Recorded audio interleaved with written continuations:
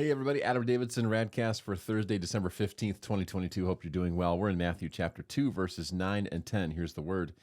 After they had heard the king, meaning the Magi, they went on their way, and the star they had seen when it rose went ahead of them until it stopped over the place where the child was.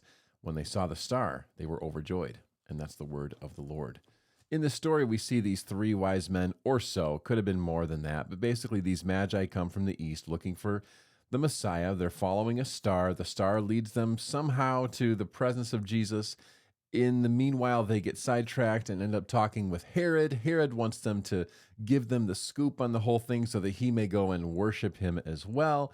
And when that conversation is over, the scripture says, after they heard the king, they went on their way, and the star stopped over the place where the child was. And then it says, here's what's interesting, verse 10, when they saw the star, they were overjoyed. Wouldn't you think it would be when they saw the child, they were overjoyed?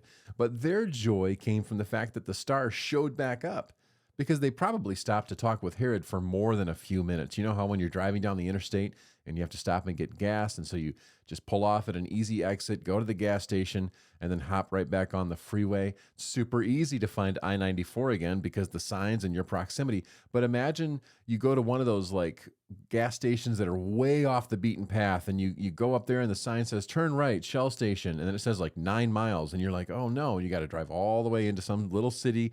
And then you're like, you get your gas from questionable people and places, and then you work your way back to the freeway. And that moment when you get back on the freeway and, middle of the night and your headlights see the sign for the freeway, you're like, oh, okay, good. We went the right way. That's good. It's kind of how these guys feel. So anyway, they're overjoying at the fact that a star moved in the sky. They are astrologers. And what this meant was, number one, that yes, they were on the right path. And number two, they could continue their journey as God is moving the skies and stars to lead people to the places he wants them to go. So I have a question, and I hope that you'll put an answer in the comments someplace. And the question is this: what do you have at the top of your Christmas tree?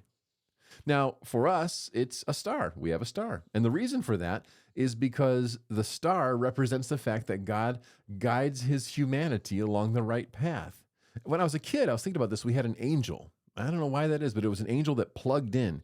It went from like in the back of the angel, 2 little wires that plugged into the Christmas tree lights, and then the angels were holding like 2 torches. My parents were kind of hippies, so maybe it meant something that I don't understand now, but I think it was just a straight up angel. What's at the top of your tree?